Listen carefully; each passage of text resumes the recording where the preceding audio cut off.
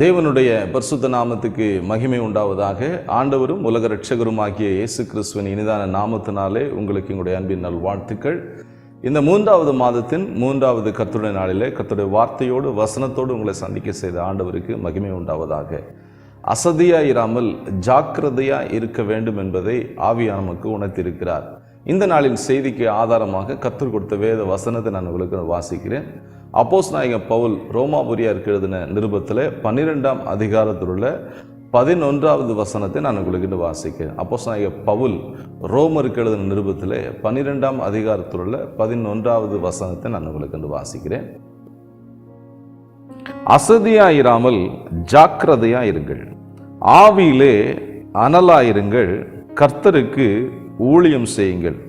அசதியாயிராமல் ஜாக்கிரதையாயிருங்கள், ஆவியிலே அனலாயிருங்கள், கர்த்தருக்கு ஊழியம் செய்யுங்கள். ஜெபம் செய்வோம். பரிசுத்த பிதாவே, இரக்கமுள்ள எங்கள் பரலோக தகப்பனே, ஆசீர்வதிக்கப்பட்ட அருமையான இந்த நல்ல காலை நேரத்துக்காக ஸ்தோத்திரம்.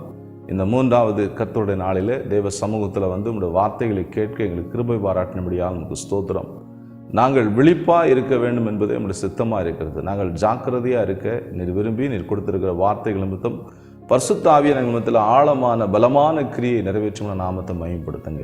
இயேசுவின் நாமத்தில் வேண்டுகிறோம் பிதாவே, ஆமென். தேவனுடைய பரிசுத்த நாமத்துக்கு மகிமை உண்டாவதாக. முழு வேதாகமத்தில் புதிய ஏற்பாடின் பகுதியில் அதிக நிருபங்களை எழுதின அப்போஸ்தலனாகிய பவுல் ரோமாபுரியாருக்கு எழுதும்போது நீங்கள் அசதியாயிராமல் ஜாக்கிரதையாருங்கள் என்று சொல்லிவிட்டு அந்த வசனத்தை இப்படியாக முடிக்கிறார். அசதியாயிராமல் ஜாக்கிரதையாருங்கள், ஆவியிலே அனலாயிருங்கள், கர்த்தருக்கு ஊழியம் செய்யுங்கள். கர்த்தருக்கு ஊழியம் செய்ய வேண்டியவர்கள் ஜாக்கிரதையா இருக்க வேண்டும், ஆவியிலே அனலா இருக்க வேண்டும். இதை பரிசுத்தாவே நமக்கு தந்திருவாராக. இந்த நாளிலே கர்த்தர் நமக்கு சொல்லுகிற முக்கியமான வார்த்தை, நாம் ஜாக்கிரதையாக இருக்க வேண்டும் என்பதை ஆண்டவர் முக்கியத்துவப்படுத்துகிறார். ஜாக்கிரதையா இருக்க வேண்டும் என்பதை பல மொழிபெயர்ப்புகளிலே சொல்லப்பட்டிருக்கு. கடமையிலே கண்ணும் கருத்துமாக இருக்க வேண்டும், சோம்பேறித்தனமாக இருக்கக்கூடாது, சோர்ந்து போய் தூங்கின முகத்தோடு தூங்கின சிந்தனையோடு மயக்கத்தில் இருக்கக்கூடாது, ஜாக்கிரதையா இருக்க வேண்டும் என்பதை பல விதங்களிலே பல மொழிபெயர்ப்புகளில் கூறப்பட்டுள்ளது. ஆண்டவர் நமக்கு சொல்லுகிறது நாம் எச்சரிக்கையாக ஜாக்கிரதையா இருக்க வேண்டும் என்பதை ஆண்டவர் நமக்கு சொல்லுகிறார். அப்படி இருக்கிறவர்கள் மாத்திரம்தான் ஊழியம் செய்ய முடியும். ஊழியம் செய்ய விரும்புகிறவர்கள், ஊழியம் செய்து கொண்டிருக்கிறவர்கள் ஜாக்கிரதையா எல்லாவற்றிலும் இருக்க வேண்டும் என்பதை ஆண்டவர் நமக்கு தெளிவுபடுத்தி ஆண்டவர் சொல்ல விரும்புகிறார். அசதியா இராதீங்கள் என்றால் சும்மா இருக்காதீங்க, டைமை வேஸ்ட் பண்ணாதீங்க, அசதியா இருந்துடாதீங்க, ஜாக்கிரதையா இருங்க அப்படின்னு ஆண்டவர் நமக்கு அறிவுறுத்துகிறார். நாம் சும்மா இருப்பது தேவனுடைய சித்தம் அல்ல. மத்தேயு எழுதின சுவிசேஷத்தில் 20ஆம் அதிகாரம் 3ஆம் வசனத்தில் அந்த 20ஆம் அதிகாரத்தில் ஒரு ஓமை ஆண்டவர் இயேசு கிறிஸ்து சொல்லுகிறார். ஒரு திராட்சை தோட்டக்காரன் காலையில் தன்னுடைய தோட்டத்துக்கு ஆட்களை வேலையை அமைத்து விட்டு அவன் மீண்டும் கடைவீதி வழியாக போகும்போது சும்மா நிற்கிற கொஞ்சம் பேரை அவன் கவனித்து அவன் வேலைக்கு அழைக்கிறான். வேலைக்கு வர்றாங்க. மறுபடியும் அவன் கடைவீதிக்கு போகும்போது சும்மா கொஞ்சம் பேர் நிற்கிறாங்க. இந்த காலத்தில் மட்டுமல்ல, அந்த காலத்தில் சும்மா நிற்கிற ஆட்கள் இருந்திருக்கிறாங்க. அதுதான் ஆண்டு சொல்றாரு, நீங்கள் அசதியாக இருக்காதீங்க, சும்மா இருக்காதீங்க, ஜாக்கிரதையாக இருங்க, வேலையில் கவனமாக இருங்க என்று ஆண்டு சொல்லுகிறார். நாம் சோம்பலாக இருப்பது, அசதியாக இருப்பது தேவனுடைய சித்தம் அல்ல. அசதியாயிரங்கள் சொல்லப்பட்டபடியே ஜாக்கிரதையாக இருக்க வேண்டும் என்பதை ஆண்டவர் அறிவுறுத்துகிறார், முக்கியத்துவப்படுத்துகிறார். நாம் எதிலெல்லாம் ஜாக்கிரதையாக இருக்க வேண்டும், எதிலெல்லாம் நாம் விழிப்பாக இருக்க வேண்டும் என்பது இந்த நாளுக்கு கர்த்தர் நமக்கு சொல்லுகிற முக்கியமான செய்தியாக இருக்குது. முதலாவது நாம் ஜாக்கிரதையாக இருக்க வேண்டிய காரியம் என்னவென்று கேட்டால் 1 கொரிந்தியர் 2ஆம் அதிகாரம் 9ஆம் வசனப்படி தேவனிடத்தில் அன்பு கூற ஜாக்கிரதையா இருக்க வேண்டும். நாம் தேவனிடத்தில் அன்பு கூறுவதற்கு மிக மிக ஜாக்கிரதையாக இருக்கணும். அவர் நமக்காக முழுமையான அன்பை ஜாக்கிரதையாக ஆண்டவர் செஞ்சிட்டார். அவருடைய மரணம் ரொம்ப ஜாக்கிரதையாக பிதாவாகிய தேவன் ரொம்ப பிளான் பண்ணி ஆண்டவராகிய இயேசுவை நமக்காக பலியிட்டு நம்ம மேல இருக்கிற அன்பை ஜாக்கிரதையாக ரொம்ப தீவிரமாக நிறைய வெளிப்படுத்திட்டார். ஆனால் ஆண்டவரிடத்தில் நாம் அன்பு கூறுவதற்கு ஜாக்கிரதையாக இருக்கிறோமா? இந்த காலவெளியில் பரிசுத்த நமக்கு சொல்கிற முக்கியமான வார்த்தை, என்னிடத்தில் அன்பு கூறுவதற்கு நீங்கள் ஜாக்கிரதையாக இருங்க.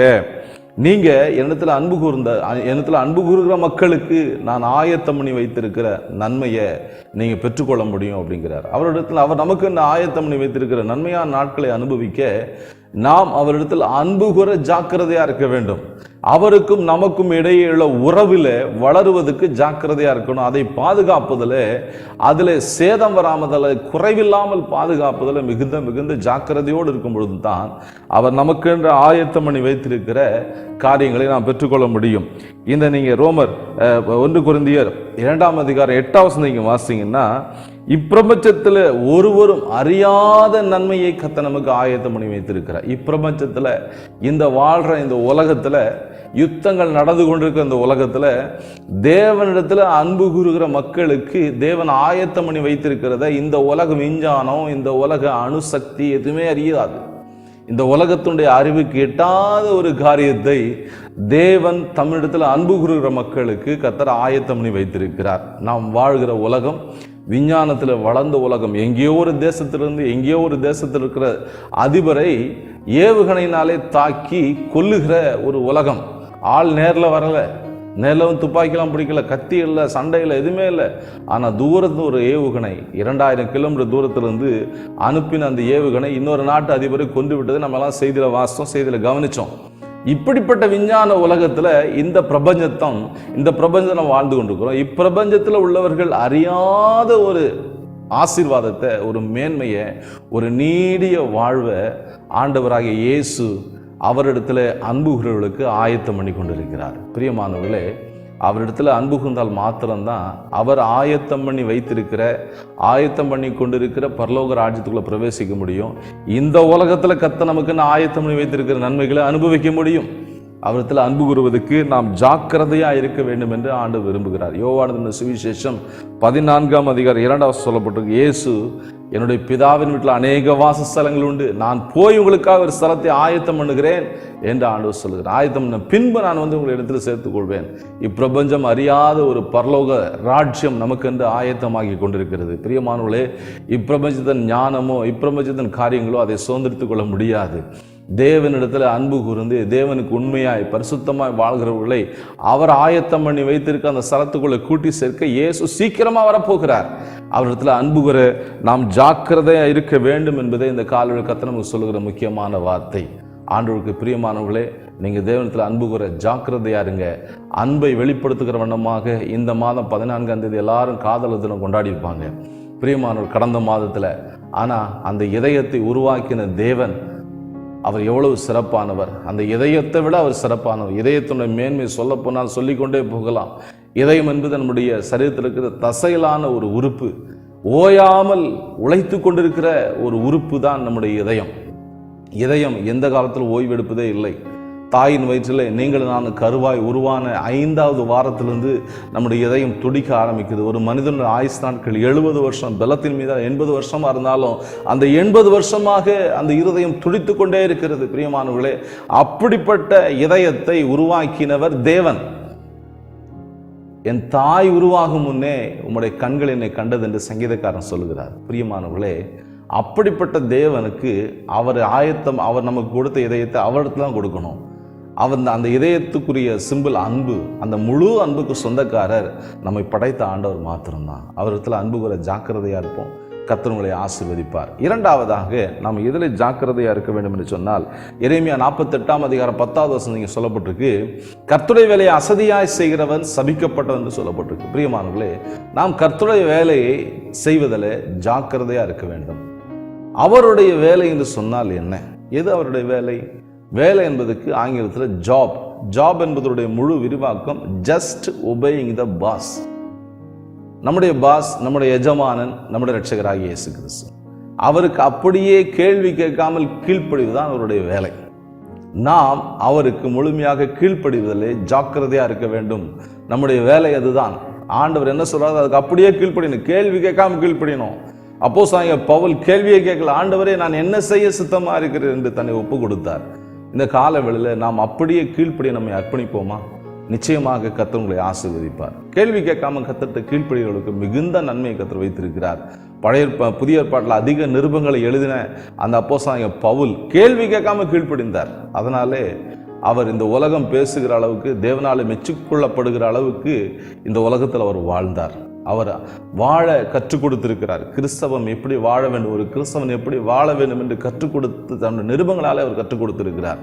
பிரியமானவர்களே, இந்த கால வேளையில் நாம் நம்மை அர்ப்பணிக்கலாம். ஆண்டவரே, உம்மிடத்தில் அன்பு கூறுவதற்கு ஜாக்கிரதையாக இருக்கிறது மட்டுமல்ல, உமக்கு கீழ்ப்படிவதிலும் நான் ஜாக்கிரதையாக இருக்க எனக்கு உதவி செய்யுங்கப்பான்னு சொல்லி ஆண்டவர்கிட்ட நம்ம அர்ப்பணிக்கும் போது நிச்சயமாகவே கர்த்தர் நம்மை ஆசீர்வதிக்க அவர் உண்மையும் நீதியும் உள்ளவருமா இருக்கிறார். யோவான் சுவிசேஷம் 2ஆம் அதிகாரத்தில் இயேசுவை பெற்றெடுத்த தாயார் சொல்றாங்க, அவர் உங்களுக்கு என்ன சொல்கிறாரோ அதன்படி செய்யுங்கள்.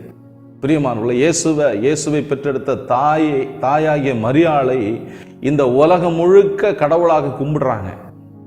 அந்த அருமையான தாயார் இயேசு கிறிஸ்துவை பெற்றெடுத்தனால அவர்கள் புனித தாயார் என்று சொல்லலாம். ஆனால் கடவுள் அல்ல. தாய்களெல்லாம் மிக சிறந்தவர், மேன்மையானவர் இயேசுவை பெற்றெடுத்த தாயாகிய மரியாள். அவர் தெய்வம் அல்ல. அவர் சொல்லுகிறார், இயேசு உங்களுக்கு என்ன சொல்றாரோ அதன்படி செய்யுங்கள். அப்படி செய்த வேலைக்காரனுடைய கையினாலே ஆண்டவர் ருசியுள்ள திராட்சை ரசத்தை அந்த கல்யாண வீட்டில் கற்றுக் கொடுத்தார். பிரியமானவர்களே, நீங்களும் கூட இயேசுவுக்கு கீழ்ப்படுதல் ரொம்ப ஜாக்கிரதையா இருந்தீங்கன்னா உங்க வாழ்க்கை ருசியுள்ள ரசமாக மாறும். உங்க வாழ்க்கையில தேவன் மகிமைப்படுவார். ஆண்டவர் உங்களுடைய வாழ்க்கையில மிகப்பெரிய அற்புதங்களை செய்ய அவர் ஆயத்தமா இருக்கிறார். இயேசுக்கு நீங்க முழுமையா கீழ்ப்படிஞ்சீங்கன்னா உங்க வாழ்க்கை ருசியுள்ள ரசமாக மாறும். அது மட்டும் இல்ல, இயேசுக்கு நீங்க முழுசா கீழ்ப்படிஞ்சீங்கன்னா, கீழ்ப்படுகிற வேலையில நீங்க ஜாக்கிரதா இருந்தீங்கன்னா, நீதிமொழிகள் 22:29 படி நீங்க நீசருக்கு முன்பாக நிற்காமல் ராஜாக்களுக்கு முன்பாக நீங்க நிற்பீங்க. தன் வேலையில ஜாக்கிரதையா இருக்கும் கண்டாயனால் அவன் நீசருக்கு முன்பாக நில்லாமல் ராஜாக்களுக்கு முன்பாக நிற்பான் என்று ஞானியாகிய சாலமோன் பரிசுத்த வேதாகமத்தில் பதிவு செய்திருக்கிறார். பிரியமானவர்களே, இந்த கால வேளையில நாம் கர்த்தருக்கு கீழ்ப்படிய, அவரிடத்துல அன்பு கூற நாம் ஜாக்கிரதையா இருப்போமா? இதுதான் நம்முடைய வேலை. நம்முடைய வேலையில ஜாக்கிரதையா இருக்க கர்த்தர் நமக்கு உதவி செய்வாராக. மூன்றாவதாக நாம் எதிலே ஜாக்கிரதையா இருக்க வேண்டும் என்று சொன்னால்,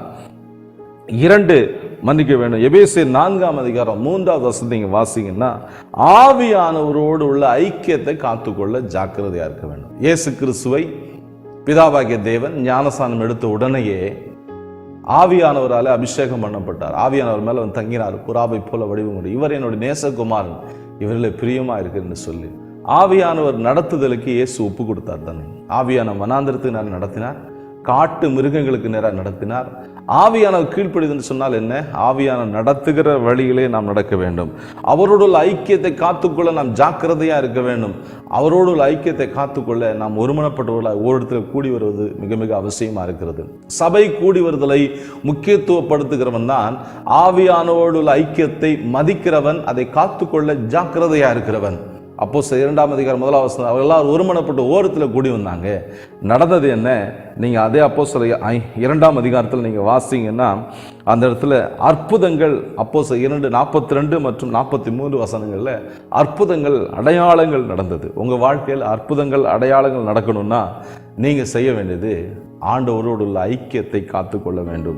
எபேசியர் 4ஆம் அதிகாரம் 2:3 படி மனத்தாழ்மையோடு சமாதான கட்டினாலே ஆவியின் ஒருமையை நீங்க காத்துக்கொள்ள வேண்டும் என்று ஆவியான் அறிவுறுத்துகிறார். ஆவியின் ஒருமை, சபையோடு உள்ள ஐக்கியத்தை, குடும்பத்தோடு உள்ள ஐக்கியத்தை, சகோதர ஐக்கியத்தை நாம் எப்பாடுபட்டாவது காத்துக்கொள்ள வேண்டும். காத்துக்கொள்ளும் பொழுது நிச்சயமாக கர்த்தர் நம்மை ஆசீர்வதிக்கிறார், நம்மை நடத்துகிறார். பிரியமானவர்களே, இந்த காலவெளியில ஆண்டு சமூகத்தை நம்ம அர்ப்பணிக்கலாம். ஆண்டவரே, உம்மோடுள்ள ஐக்கியத்தை நான் காத்துக்கொள்ள ஜாக்கிரதையா இருக்கணும். உமக்கு கீழ்ப்படிதல நான் ஜாக்கிரதையா இருக்கணும். இடத்துல அன்புகிற நான் ஜாக்கிரதையா இருக்கணும். 4ஆவதாக நாம் எதற்கு ஜாக்கிரதையா இருக்க வேண்டும் என்று சொன்னால், 2 நாளாகமம் 29ஆம் அதிகாரம் 11ஆம் வசனத்துல நம் இயேசுவை ஆராதிப்பதில் ஜாக்கிரதையா இருக்கணும். இந்த ஜனத்தை எனக்கென்று ஏற்படுத்தினேன், இவர்களின் துதியை சொல்லி வருவாள் என்று ஏசாயா 43:21 ஆண்டவராகிய தேவன் சொல்லியிருக்கிறார்.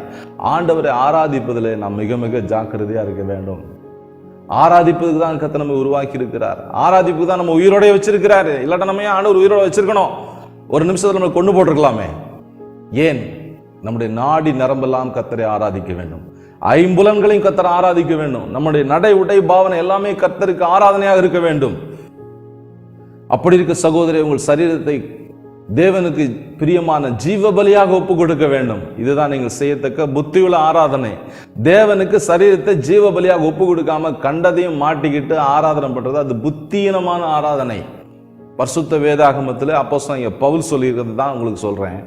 நீங்க சரீரத்தை கர்த்தருக்கு ஒப்பு கொடுத்து ஆராதனை பண்ணணும், பலியாக ஒப்பு கொடுத்துடணும். பலினா அது கர்த்தருக்குரியது. கர்த்தர் நசல் கொண்டதையும் ஊனமானதையும் ஓட்டையானதெல்லாம் கர்த்தர் ஏற்றுக்கொள்ள மாட்டார். பலியை கொண்டு வந்தால் உடனே அதை லேவியன் அதை பரிசோதிப்பான், ஆசாரியன் பரிசோதித்து பார்ப்பான், ஏதாவது பழுது இருக்குதா, ஏதாவது ஊனமாக இருக்குதா. அது கர்த்தருக்கு பலியாக அங்கீகரிக்கப்பட மாட்டாது. நீங்கள் ஊனும் குருடுமான காரியத்தை கர்த்தருக்கு பலியாக ஒப்பு கொடுக்குறீங்களா? உங்கள் சரீரத்தில் டேமேஜ் பண்ணி கர்த்தருக்கு பலியை ஒப்பு கொடுக்காதீங்க. எல்லாவற்றையும் நீக்கி கர்த்தருக்கு உகந்த வாசனையான அந்த பலியாக உங்கள் சரீரத்தை ஒப்பு கொடுங்க. நிச்சயமாக கர்த்தர் உங்களை ஆசீர்வதிப்பார். அதுதான் புத்தியுள்ள ஆராதனை. ஆண்டவரை ஆராதிப்பதில் நாம் ஜாக்கிரதையாக இருக்க வேண்டும். எசேக்கியேல் 28:13 படி தேவனை ஆராதிக்க மேள வாத்தியங்களோடு நாகஸ்வரங்களோடு அவங்க கூடி வந்தாங்க. 10 நரம்பு வீணையோடு நம்ம கர்த்தர் ஆராதிங்க. கைகளை தட்டி நன்றாக உற்சாகத்தோடு தேவனுக்கு ஆராதனை செலுத்த வேண்டும் என்று ஆண்டு விரும்புகிறார். ஏசாயா 14:13 படி ஆராதனையை நம்முடைய ஆண்டவர் விரும்புகிறவர். தேவனை ஆராதிக்க பிசாசு விடமாட்டான். ஏனென்றால் அவன் ஆராதனை விரும்புகிறான். அவனை ஆராதிக்காதவர்கள் தேவனை ஆராதிக்க அவன் விடமாட்டான். இதனால் ஆராதனைக்கு விரோதமாக நிறைய தடைகளை கொண்டு வருவான். ஆலயத்துக்கு வர முடியாத நிறைய தடைகளை கொண்டு வருவான். நீங்கள் அதுக்கு எசஞ்சிடக்கூடாது. தேவனை ஆராதிக்க கவனமாக இருக்கணும். பிலிப்பியர் 2:10-11 படி பிதாவுக்கு மகிமையாக இயேசுவே கர்த்தருடைய நாவுகள் யாவும் அறிக்கை செய்ய வேண்டும் தான் தேவனுடைய சித்தம். நம்முடைய நாவு கர்த்தரை அறிக்கை செய்ய வேண்டும். இயேசுவே மெய்யான தேவன் என்பதை அறிக்கை செய்து கொண்டே இருக்கணும். எனவே இயேசுவை ஆராதிக்க நாம் மிகவும் ஜாக்கிரதையாக இருக்க வேண்டும். ஆராதிக்க கூடி வருவதில் மிக மிக ஜாக்கிரதையாக இருக்க வேண்டும். கடைசியாக பரிசுத்தத்தை காத்துக்கொள்ள ஜாக்கிரதையாக இருக்க வேண்டும். ஆரோனுடைய குமாரராகிய நாதாபு அபியும் தேவனுடைய கட்டளை அறையாமல் தேவன் கட்டளையிடாத அந்நிய அக்னியை தேவ சமூகத்தில் கொண்டு வந்து தேவ சமூகத்தில் செத்து போனாங்க. ஊழியக்காரனுடைய பிள்ளைகள் தேவனுடைய கட்டளையை அறியாமல் இருந்தால் மரணத்தை சந்திக்க நேரிடும். பிரியமானவர்களே, ஏலியின் பிள்ளைகள் நினைத்து பாருங்க. பேலியாளின் மக்களாக இருந்தாங்க, தேவனுடைய கட்டளை அறியல. அதனுடைய வருமானத்தையும் அதனுடைய நன்மையும் ஆசீர்வாதத்தை மட்டும் அறிஞ்சிருந்தாங்க. எப்படி வாங்கலாம், எப்படி ஈட்டியை வச்சு குத்தி எல்லாத்தையும் சட்டிலிருந்து தூக்கலாம், இது அறிஞ்சா பத்தாது. தேவனுடைய பிரமாணங்களை அறிந்திருக்கணும், ஆண்டுடைய கற்பனைகளை அறிந்திருக்கணும். தேவ கட்டளையை அறிந்திருக்கிறவங்க தான் தேவனால் ஆசீர்வதிக்கப்பட முடியும். ஆசானுடைய பிள்ளைகள்னு சொன்னால் கர்த்தர் கண்டும் காணாமல் விட்டுற மாட்டார். எல்லாருக்கும் ஒரே சட்டம் தான். ஆரோனுடைய பிள்ளைகள் அங்கேயே செத்து போனாங்க. பிரியமானவர்களே, கர்த்தர் நமக்கு கொடுத்த பரிசுத்த ஐக்கியத்தை காத்துக்கொள்ள ஜாக்கிரதையாக இருக்க வேண்டும். கர்த்தர் நமக்கு கொடுத்திருக்கிற பரிசுத்த ஜீவியத்தை காத்துக்கொள்ள ஜாக்கிரதையாக இருக்க வேண்டும். கர்த்தர் சிநேகிக்கிற பரிசுத்தத்தை யூதா ஜனங்க விட்டுட்டாங்க. பிரியமானவர்களே, நாம் கர்த்தர் சிநேகிக்கிற பரிசுத்தத்தில் இருக்கிறோமா? தேவன் சிநேகிக்கிற பரிசுத்தத்தை நாம் காத்துக்கொள்கிறோமா? அந்த பரிசுத்தத்தை வெளிப்படுத்த கர்த்தர் உங்களுக்கு உதவி செய்வார். பரிசுத்தத்தை காத்துக்கொள்ள ஜாக்கிரதையா இருங்க. தேவன் உங்களை ஆசீர்வதிப்பாராக. 5 விதமான ஜாக்கிரதையை கர்த்தர் நமக்கு சொல்லியிருக்கிறார். முதலாவது, நாம் தேவனிடத்தில் அன்பு கூற ஜாக்கிரதையாக இருக்க வேண்டும். இரண்டாவது, அவருக்கு கீழ்ப்படிய அவருடைய வேலையை செய்ய நாம் ஜாக்கிரதையாக இருக்கணும். அவருடைய வேலை சுவிசேஷ வேலை. அவர் நமக்கு சொல்லியிருக்கிறார், நீங்கள் பூமியின் கடைசி பிறந்து எனக்கு சாட்சியாக இருக்குன்னு சொல்லிட்டு நீங்கள் பூமியின் கடைசி பிறந்து போய் என்னுடைய நாமத்தை அறிவிங்க, பரலோகராஜ்யம் சமயமாக இருக்குன்னு சொல்லுங்கள், எல்லாருக்கும் ஞானஸ்தானம் கொடுங்க, சுவிசேஷத்தை அறிவிங்க சொல்லியிருக்கிறார். அதில் ஜாக்கிரதையாக இருக்கணும். மூன்றாவது, நாம் ஜாக்கிரதையாக இருக்கணும். ஆவியானோட ஐக்கியத்தை காத்துக்கொள்ள நாம் ஜாக்கிரதையாக இருக்கணும். நான்காவது, நாம் இயேசுவை ஆராதிப்பதில், அவரை மகிமைப்படுத்துவதில், நம்முடைய ஆவி ஆத்துமா சரீரத்தை கொண்டே அவரை ஆராதிக்கல ஜாக்கிரதையாக இருக்கணும். நம்முடைய வாழ்க்கையை ஒரு ஆராதனையாக மாற வேண்டும். கடைசியாக, தேவன் நமக்கு கொடுத்த பரிசுத்தத்தை காத்துக்கொள்ள ஜாக்கிரதையாக இருக்க கர்த்தர் உங்களுக்கு உதவி செய்வாராக. கர்த்தர் உங்களை நடத்துவாராக. உங்களுக்கு ஜெபிக்கிறேன். பரிசுத்த பிதாவே, இரக்கமுள்ள எங்கள் ஆண்டவரே, பரலோகத்தின் தகப்பனே, அசதியா இராமல் ஜாக்கிரதையா இருங்கள், ஆவியிலே அனலாயிருங்கள், கர்த்தருக்கு ஊழியம் செய்யுங்கள்னு சொன்னீங்களேப்பா. எல்லாவற்றிலும் நாங்கள் ஜாக்கிரதையா இருக்க இந்த நாள் ஆவி எங்களோடு பேசுனீங்க. நாங்கள் இதை கேட்டு அப்படியே விட்டு விடாதபடி ஜாக்கிரதையா இருந்து இந்த வரிகளை காணப்பட எங்களுக்கு உதவி செய்யும். எங்களை தாழ்த்தி கருத்தில் ஒப்புக்கூடும். வேத வசந்த கேட்ட மக்களை பிதா குமாரன் பரிசுத்தாவி நாமத்தினாலே அடியின் ஆசீர்வாதத்தை ஜெபிக்கிறேன். வழி நடத்துங்க. இயேசுவின் நாமத்தில் வேண்டுகிறோம் பிதாவே. ஆமென், ஆமென். God bless you. கர்த்தர் உங்களோடு இருப்பார். கர்த்தர் உங்களை நடத்துவார்.